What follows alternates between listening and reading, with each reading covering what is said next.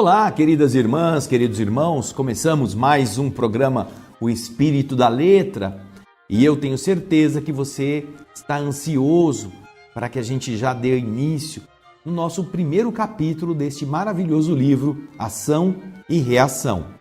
No programa anterior, nós fizemos um apanhado das 8 obras que já foram lidas e comentadas aqui em nosso programa. E aproveitamos também para colocar para você a introdução deste livro, o prefácio que foi escrito pelo Espírito Emmanuel e que já nos apresenta um panorama daquilo que André Luiz estará nos explicando com esta obra. Qual é o objetivo? Quem estará envolvido nessas tramas? A finalidade do mundo espiritual ao nos trazer uma obra como esta, alertando cada leitor ou cada telespectador a pensar sobre o que vai ser de sua vida depois, de como se preparar para ter um amanhã diferente. E isso é um grande presente. Hoje, nós vamos dar início ao primeiro capítulo, cujo título é Luz nas Sombras. Você deve já providenciar uma caneta, um lápis. Se você tem um livro em mãos, como eu tenho aqui o meu, você até pode escrever alguns tópicos importantes, até porque nós temos uma equipe de trabalhadores que se dedica a ajudar a decifrar o sentido de determinadas palavras não muito conhecidas. E nós colocamos no texto, geralmente, alguns sinônimos. E você poderá, acompanhando com o texto, ir anotando também o sinônimo na sua obra. Se você quiser fazer um resumo, como eu já expliquei, você pode utilizar algumas páginas que estão em branco, como você vê nesta edição, e escrever aqui o significado daquele parágrafo, daquele capítulo que você vai iniciar, fazendo um resumo, assuntos principais, depois fica mais fácil para você procurar. Então, agora, pegue o seu livro, pegue o seu caderno de anotações e nós vamos começar a nossa viagem pelo livro Ação e Reação, no capítulo 1. Vamos ao texto, então. Vamos lá. Capítulo 1. Luz nas Sombras. Afirmava-nos o instrutor Drúzio com sabedoria. É verdade, sim, o estudo da situação espiritual da criatura humana após a morte do corpo não pode ser relegado a um plano secundário. Todas as civilizações que vieram antes, na glória ocidental, nos tempos modernos, todos os que já viveram antes daquilo que hoje nós conhecemos nos tempos modernos do Ocidente, dedicaram especial atenção aos problemas do além-túmulo. O Egito mantinha incessante intercâmbio com os trespassados, os falecidos, e ensinava que os mortos sofriam rigoroso julgamento entre o deus Anubis, aquele que é apresentado com a cabeça de chacal, e o deus Horus, aquele gênio que apresentava nas gravuras a cabeça de um gavião.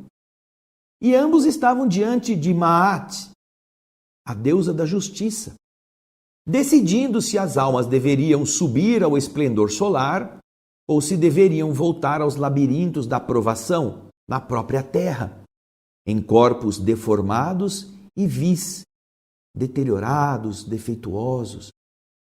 Os hindus admitiam que os desencarnados, conforme as resoluções do juiz dos mortos, subiriam ao paraíso ou desceriam aos precipícios do reino de Varuna, o gênio das águas, para serem isolados em câmaras de tortura, amarrados uns aos outros por serpentes infernais. Esses são os hindus.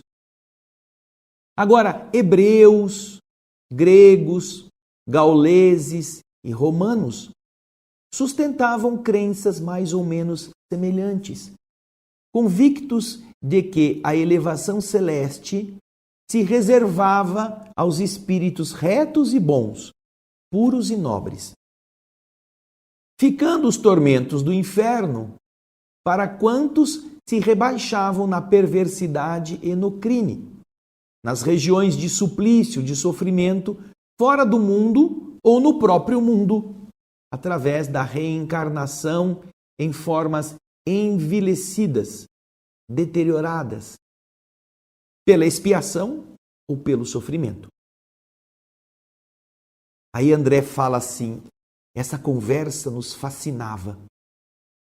Hilário e eu estávamos visitando a Mansão Paz, uma notável escola de reajuste, na qual Druso era o diretor abnegado e amigo.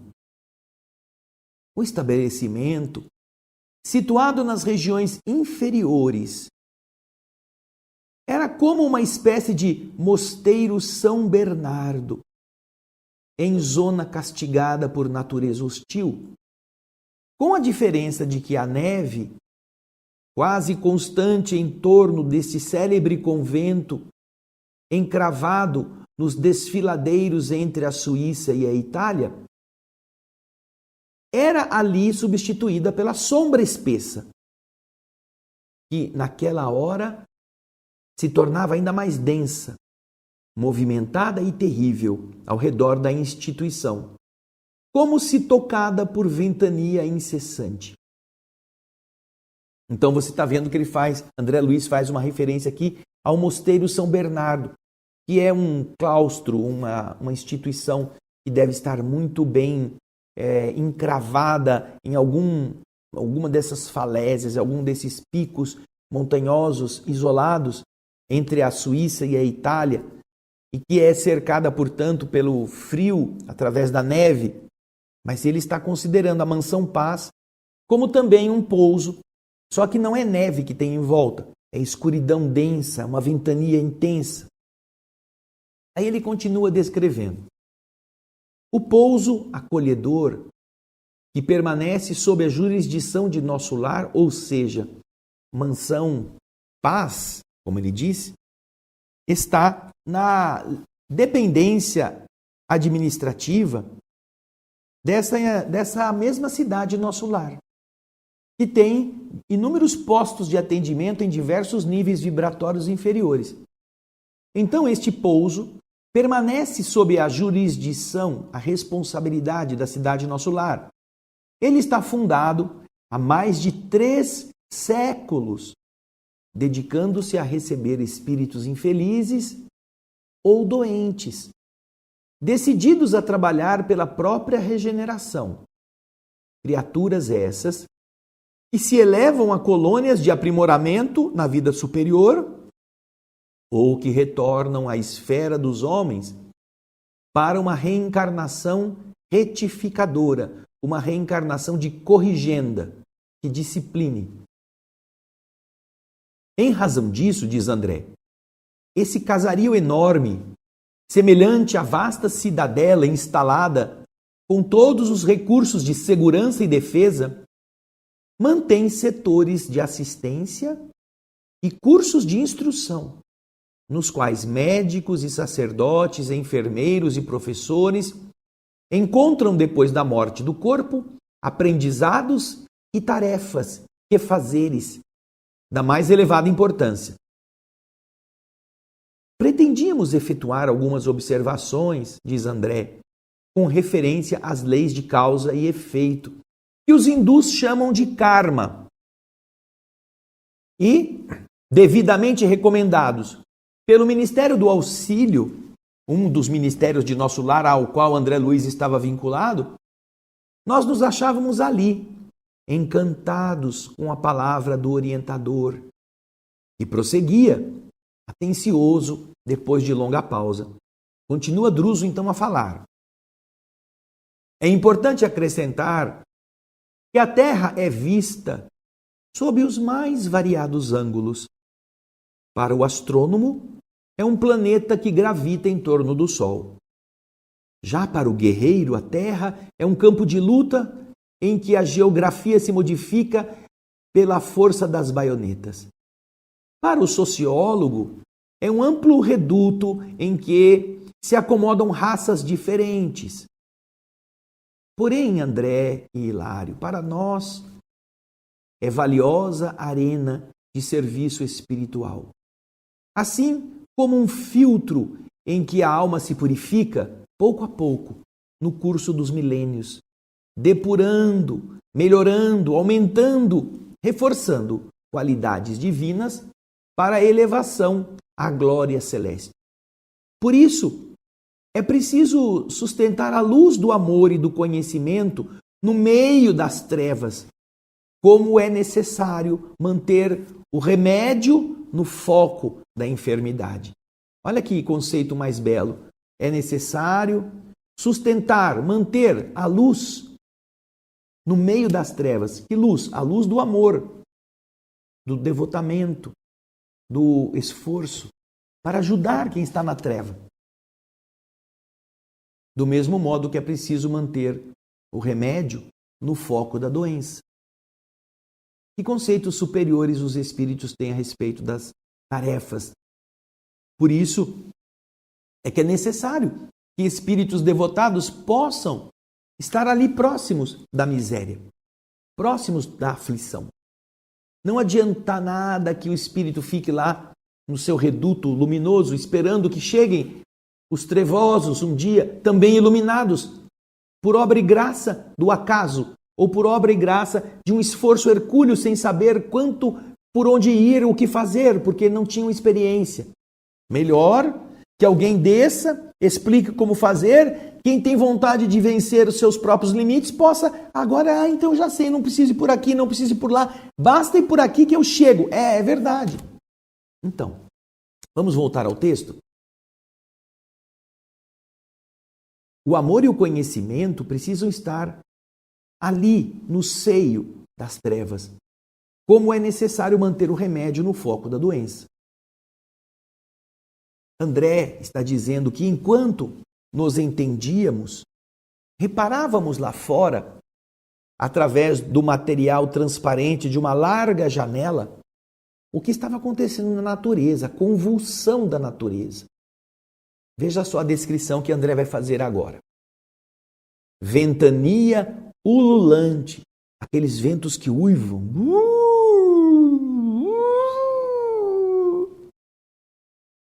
Mas não é apenas uma ventania barulhenta. Ela carregava com ela uma substância escura, semelhante a uma lama, de forma assim aérea, como se fosse um pó pesado. E fazia redemoinhos com violência. Um torvelinho estranho, como se fosse um monte de treva encachoeirada. Uma treva que caía em forma de água. E olha só agora, desse corpo monstruoso do turbilhão terrível, rostos humanos brotavam em esgares de horror, em caretas, em carantonhas de horror, vociferando, berrando maldições e gemidos. Para um pouquinho aí. Você já deve ter visto nos países onde existem aqueles furacões, aqueles tornados, aqueles ventos que fazem aquelas células que giram com velocidades altíssimas. Eles classificam F1, F2, F3, F4, F5, que arrastam por onde passam tudo, levam tudo. E você vê alguns malucos na televisão indo atrás de caçar, são os caçadores de tempestade. E eles então ficam parando com os carros próximos para poder pegar o fulcro, o centro da tempestade. E enquanto eles estão filmando, você vê caminhão girando, boi subindo, casa sendo destruída, carro sendo levado, tudo flutuando. E certamente, pessoas também são arrastadas. Então você imagina, já não é uma coisa bonita você vendo toda essa coisa voando. Mas André Luiz está dizendo que nesse torvelinho, nesse rodamuinho, eles viam passar pela janela rostos de pessoas. Surgiam ali com esgares, com caretas de horror, gritando maldições, gemidos. Tudo no escuro, naquela coisa meio de piche, uma cor escura, de treva densa. Ele continua dizendo na descrição: apareciam de relance, presos, unidos uns aos outros, como vastas correntes de criaturas agarradas entre si, numa hora de perigo, na ânsia instintiva de dominar e de sobreviver. Druso, tanto quanto nós, contemplou o triste quadro com visível piedade que lhe marcava o rosto. Olhou-nos em silêncio, como a nos chamar para a reflexão. Parecia nos dizer quanto lhe doía o trabalho naquela paragem de sofrimento, quando Hilário interrogou: por que, senhor Druso, por que não abrir as portas a estes que gritam lá fora?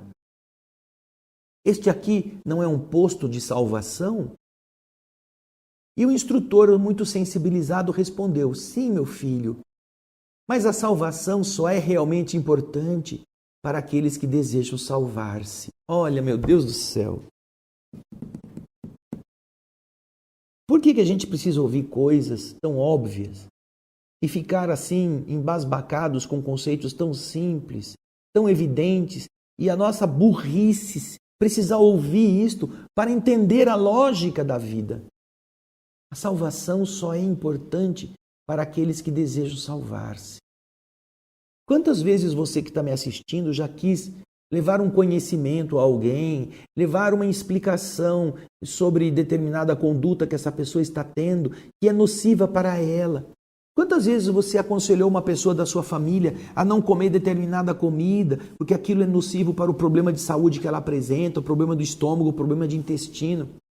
Quantas vezes você arrumou um remedinho para dar para uma pessoa que estava com uma determinada doença, falou: olha, eu trouxe para você sarar. A pessoa olha o remédio e fala: tá bom, obrigado, põe na gaveta e nunca toma. Ou a pessoa nunca muda os seus hábitos, ela não quer saber de fazer nada diferente. E às vezes a pessoa que tentou ajudar fica revoltada, fica chateada, ninguém presta, ninguém... Por quê? Porque é verdade, a salvação só é realmente importante para aqueles que desejam salvar-se. Para os que não desejam se salvar, a salvação não é importante. Então, como disse o Hilário, por que não abre tudo? Aqui não é um posto de socorro, não é um núcleo de salvação, mas quem é que quer se salvar, meu filho? Lembra da história do Noé? Vamos aqui nessa outra aqui, só para mudar um pouquinho de cena. Lembra da história do Noé? Construiu uma barca com seu esforço, com pouca gente ajudando, e o povo tudo na gozação. Olha, vai chover, vai inundar. Que isso, você tá louco, velho? Deus mandou eu construir, eu escutei a voz do Pai. Vocês todos são convidados a entrar. Entrem aqui, venham me ajudar. A gente faz até mais depressa o barco. Não, você tá louco, aqui nem chove, não tem rio, que você tá maluco. Tá bom. Quem é que deseja se salvar? Noé explicou para eles. Vai vir uma inundação, o barco é para sobreviver, nós não sabemos nadar, o Deus mandou eu fazer. Você está maluco, você está sonhando, você está ficando com esclerose, está gagá. Tá bom. Fez a barca, os bichos entraram de bom grado e Deus falou para Noé: depois que você fechar a porta, não abra mais. Lacre e não abra mais. Então, depois que chegou a hora, chamou o povo de novo, ninguém quis entrar. Você doido? Vou pagar esse mico, entrar nesse negócio, vou saber o que vai acontecer lá dentro? Não. Então ele fechou a arca e ficou esperando. Quando começou a chover, o povo achou estranho. Quando o rio começou a brotar, achou estranho. Quando a água começou a subir, aí todo mundo quis entrar na arca, mas eles não queriam se salvar. Eles não quiseram participar do chamamento. Eles só estavam com medo. É por isso que o instrutor está dizendo isso para o Hilário. Vamos voltar lá, vamos voltar no texto, vamos ver. Hilário, a salvação só é realmente importante para aqueles que desejam salvar-se. E depois de um pequeno intervalo, ele continuou dizendo: para cá do túmulo, depois que a pessoa morre, a surpresa para mim mais dolorosa foi essa, Hilário.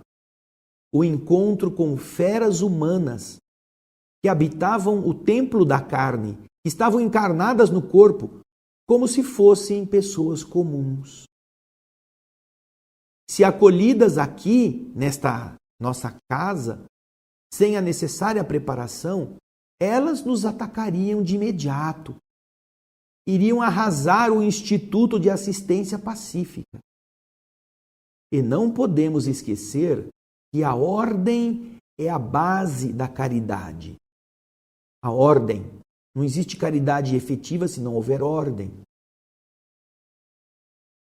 Aí André diz assim: apesar da explicação firme e serena, Druso continuava olhando concentrado no painel exterior, tal a compaixão que se desenhava no seu rosto. Logo após, recompondo a expressão fisionômica, o instrutor acrescentou: estamos aqui hoje presenciando uma grande tempestade magnética e muitos caminheiros destas regiões inferiores, muitos espíritos que andam por essas zonas, são arrancados do lugar pelo furacão como folhas secas no vendaval. Como folhas secas levadas pela ventania. Então Hilário, perplexo como você, como eu, perguntou: mas seu Druso, eles têm consciência do que está acontecendo com eles? E o instrutor respondeu: raros deles possuem. As criaturas que se mantêm assim desabrigadas depois do túmulo são aquelas que não se acomodam com o refúgio moral de qualquer princípio nobre. Eles não têm nenhum princípio elevado. Trazem o íntimo turbilhonado, agitado, tenebroso, como essa própria tormenta. Em razão do quê? Em razão dos pensamentos desgovernados e cruéis de que eles se abastecem. Odeiam e aniquilam, mordem e ferem. Abrigá-los aqui de imediato, nos santuários de socorro que aqui nós temos, será o mesmo que abrigar tigres desarvorados entre fiéis que oram num templo. Imagina isso. Todo mundo quietinho, todo mundo contrito, todo mundo ouvindo a palavra do Senhor. E aí alguém abre a porta e entra tigre, onça, leão, todos aflitos lá procurando comida. É a mesma coisa, Hilário, disse o instrutor. Mas meu amigo insistiu perguntando: eles vão se conservar interminavelmente nesse terrível desajuste? Não vai ter fim nisso? E o orientador tentou sorrir e disse: não, claro que vai. Semelhante face de inconsciência e de loucura também passa como a tempestade. Embora essa crise, por vezes, persevere ou dure por muitos anos. Batida, açoitada pelo temporal das provações que lhe impõe a dor de fora para dentro, remodela-se a alma, refunde-se, pouco a pouco, tranquilizando-se para abraçar, por fim, as responsabilidades que criou para si mesma. E eu, André, pergunta: isso quer dizer então? Olha só, hein? Volta um pouquinho, volta no texto um pouquinho para a gente ler uma coisa e pensar sobre ela. De tanto sofrer as pancadas de fora para dentro, a alma vai se remodelando pouco a pouco, tranquilizando-se para abraçar, por fim, o quê? As responsabilidades pelo crime, as responsabilidades pelo ato que ela mesma criou para ela mesma ter que enfrentar. Quer dizer, quando ele parar de sofrer na ventania, no temporal, na dor, que vem de fora para dentro, e ele se acalmar, ainda vai restar alguma coisa? É o que André está perguntando agora. Ó. Quer dizer, então, que não basta essa viagem de purgação do espírito depois da morte, nesses lugares de treva e padecimento, para que os débitos da sua consciência já sejam considerados pagos? Ele vai ter ainda que fazer alguma coisa depois de passar por tudo isto? Você acha que alguém que comete um crime entre os homens, furtou uma família inteira, deixou todo mundo na miséria, é preso, condenado, passa lá 10, 15 anos na cadeia. Você acha que depois que ele saiu da cadeia, ele já cumpriu o que tinha que cumprir? Acabou? E aquela família que está na miséria? E a falta dos recursos? E os que padeceram atrozes sofrimentos? Ele não tem que reparar? Ele não tem que voltar a amparar? Ele não tem que ajudar? Uma pessoa toma uma cerveja, 2, 3 e sai guiando. Atropela um motoqueiro. Mata o coitado. É considerado culpado por homicídio. Vai preso. Fica a pena cumprida. Quando ele sai da cadeia, eu paguei a minha dívida com a sociedade. Já cumpri a minha pena. É? E a família que agora está sem o dono da casa, sem o pai de família, sem quem mantém a casa? Quem vai manter vai ser você. Você que tomou as 3, 4, 5 cervejas na cabeça e agora tem que ser o pai daqueles que você teve a infelicidade de deixar órfão por causa da doideira do álcool na sua lucidez. Então, não é assim, tá sofrendo, já sofreu bastante, agora tá tudo limpo. Não. É o que o instrutor vai dizer. Isso mesmo, perfeitamente, aclarou o amigo, atalhando-me aquela consideração reticente que eu não havia terminado. Diz Druso, o desespero vale por demência a que as almas se atiram nas explosões do descontrole e da revolta. Para isso ele vale, mas não serve como pagamento nos tribunais divinos. Não é razoável, não é lógico, não é aceitável que um devedor solucione sua dívida com gritos e impropérios. Não é lógico que ele solucione dessa forma os compromissos que ele contraiu, utilizando a sua própria vontade. Está devendo, eu roubei, mas eu vou gritar, não é justo, e daí tudo bem, já está pago. Aliás, dos desmandos, dos abusos de ordem mental a que nos entregamos desprevenidos, nós emergimos sempre mais infelizes, porque mais endividados. Quando termina a febre da loucura e da revolta, o espírito culpado volta ao remorso e à penitência. Acalma-se como a terra, que torna a serenidade e a paciência depois de abalada pelo terremoto. Não obstante, esteja maltratada, dobrada, rasgada e ferida. Então, como o solo que volta ao serviço da plantação proveitosa, o indivíduo submete-se de novo à sementeira renovadora dos seus destinos. E então, depois dele ter falado isso, uma expectativa, assim, uma ansiedade atormentada baixara sobre nós, quando Hilário então disse: seu Druso, se os homens encarnados pudessem morrer no corpo alguns dias por ano, não como acontece quando dormem, mas com plena consciência da vida que os espera, nossa, imagina se as almas pudessem passar 2 dias mortas, depois voltava para o corpo com a consciência daquilo que eles viram. Sim, Hilário, disse o orientador. Isso realmente modificaria a face moral do mundo.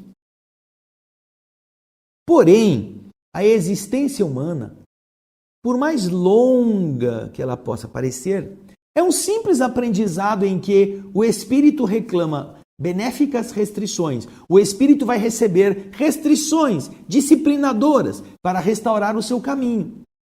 Por mais longa que ela seja, é um processo rápido.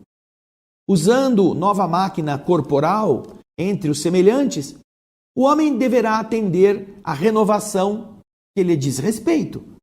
E isso exige a centralização de suas forças mentais na experiência terrena, à qual agora ele se afeiçoa. Não dá para ele ficar vivendo dois mundos ao mesmo tempo. Ele precisa estar centrado na vida física, naquela experiência que agora está dando a ele a oportunidade de corrigir as forças mentais degringoladas, os hábitos malsãos. Por quê? Porque ele vai ter um período breve de vida para fazer isto. E para nós parece uma eternidade, 50, 60, 70, 80 anos, mas é muito rápido, passa muito rápido. Por isso é que é importante não ficar o homem migrando de um lado para o outro, de um lado para outro, com a consciência plena, porque senão ele teria muita confusão, ele não conseguiria viver a vida física e ele estaria preocupado muito com a vida de lá, sem aproveitar a vida daqui para corrigir aquilo que vai encontrar depois. Aí André Luiz diz assim: a palavra fluente e sábia do instrutor era para nós um motivo de singular encantamento. E porque me supunha no dever de aproveitar os minutos, eu pensava comigo mesmo em silêncio. Pensava de mim para comigo. Quanto qualidade, quem eram estas almas desencarnadas que sofriam a pressão dessa tormenta? Quem estava lá sendo levado pela ventania? Quem eram esses espíritos? Druso então percebeu a minha dúvida, a minha pergunta mental, e sorriu, como a esperar que eu terminasse de fazer a pergunta de maneira clara e objetiva. Instado por ele, pelo seu olhar, eu então disse respeitoso: diante do espetáculo penoso que nós estamos vendo aqui, instrutor, somos naturalmente forçados a pensar de onde vêm esses que experimentam esse mergulho neste redemoinho de horror. São delinquentes comuns? São criminosos acusados de grandes faltas? Encontraríamos por aí seres primitivos como os nossos indígenas, por exemplo? E então a resposta do instrutor não se fez esperar. Disse ele: sabe, André, essas perguntas, quando eu cheguei aqui também, me subiam à cabeça. Faz 50 anos sucessivos que eu estou neste refúgio de socorro, de oração e de esperança. Eu entrei por as portas desta casa como um doente grave, após o desligamento do corpo terrestre. Aqui eu encontrei um hospital e uma escola. Amparado, passei a estudar minha nova situação, sonhando, desejando servir. Fui padioleiro, aqueles que carregam macas. Fui cooperador da limpeza, enfermeiro, professor, magnetizador, até que de alguns anos para cá recebi jubilosamente o encargo de orientar a instituição, sob o comando positivo, o comando direto dos instrutores superiores que nos dirigem. Forçado a pacientes e trabalhosas investigações, por força dos meus deveres, posso adiantar a vocês que a essas densas trevas em torno que nós estamos vendo, somente chegam aquelas consciências que se entenebreceram, que se obscureceram nos crimes deliberados, nos crimes conscientes, apagando a luz do equilíbrio nelas mesmas. Nestas regiões inferiores não estão as almas simples, em qualquer aflição purgativa, de sofrimento simples, situadas que se encontram nos erros naturais das experiências primárias. Aqueles que fazem bobaginha porque não sabem ainda, não têm experiência para ser mais maduro. Aqueles que se equivocam assim por estarem testando, são os processos de educação. Esses não ficam ali. Cada ser está preso por impositivos da atração magnética ao círculo de evolução que lhe é próprio. Os selvagens, em grande maioria, até que eles desenvolvam o seu mundo mental, vivem quase sempre confinados à floresta, que lhes resume os interesses e os sonhos, retirando-se vagarosamente do seu campo tribal, sob a direção dos espíritos benevolentes e sábios que os assistem. Eles permanecerão ali, vão ter experiências espirituais naquela área e lentamente vão sendo colocados em outras experiências para saírem desta vida tribal. E as almas, notoriamente primitivas, em grande parte, caminham ao influxo, ao estímulo dos gênios beneméritos que as sustentam e inspiram, trabalhando com sacrifício nas bases da instituição social e aproveitando os erros, filhos das boas intenções, a maneira de ensinamentos preciosos que garantem a educação destas almas. Os espíritos que estão iniciando a sua evolução, a evolução já um pouco mais avançada do que as dos silvícolas, mas são mais primitivos, eles são usados nos trabalhos primários, nos trabalhos básicos de uma sociedade, e assim, acertando e errando, eles vão colhendo os ensinamentos para eles se educarem como almas. Por isso, diz Druso, eu vos afirmo que nas zonas infernais, nessas zonas que nós estamos vendo, propriamente ditas, apenas residem aquelas mentes que, conhecendo as suas responsabilidades morais, que a eles competiam, delas se ausentaram deliberadamente, com o louco propósito de enganarem o próprio Deus. O inferno, rigorosamente, pode ser desse modo definido como um vasto campo de desequilíbrio, estabelecido pela maldade calculada, nascido da cegueira voluntária e da perversidade completa.